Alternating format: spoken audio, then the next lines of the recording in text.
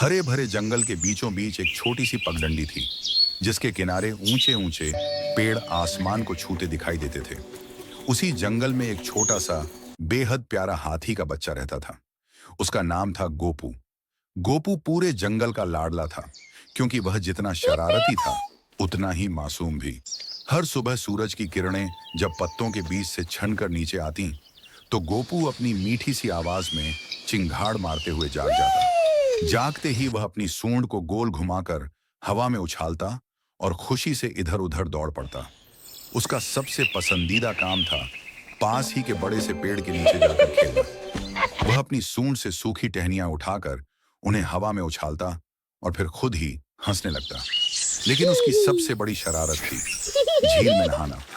जंगल के बीच एक चमचमाती नीली झील थी। पानी इतना साफ कि उसमें पेड़ों का पूरा प्रतिबिंब दिखाई देता। जैसे ही गोपू को मौका मिलता, वह वहां पहुंच जाता। कभी वह सूंड से पानी भरकर ऊपर उछालता, कभी खुद पूरी तरह कूदकर पानी में धमाका कर देता।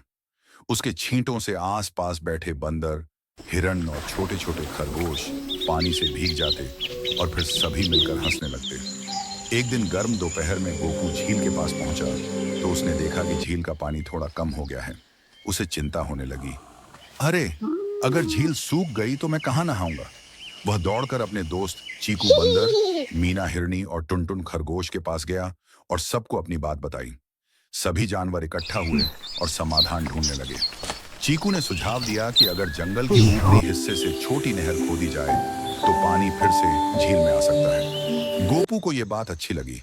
उसने अपनी मजबूत सूंड और पैरों से मिट्टी हटाना शुरू किया। हिरनी और खरगोश भी छोटे छोटे पत्थर हटाने लगे। पूरा जंगल मिलकर काम करने लगा। थोड़ी ही देर में पानी धीरे धीरे बहकर झील में आने लगा।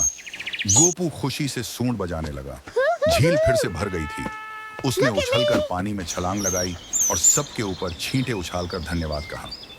उस दिन से गोपू ने सीख लिया कि शरारतें करना अच्छी बात है, लेकिन जंगल और दोस्तों का ध्यान रखना उससे भी ज्यादा जरूरी है।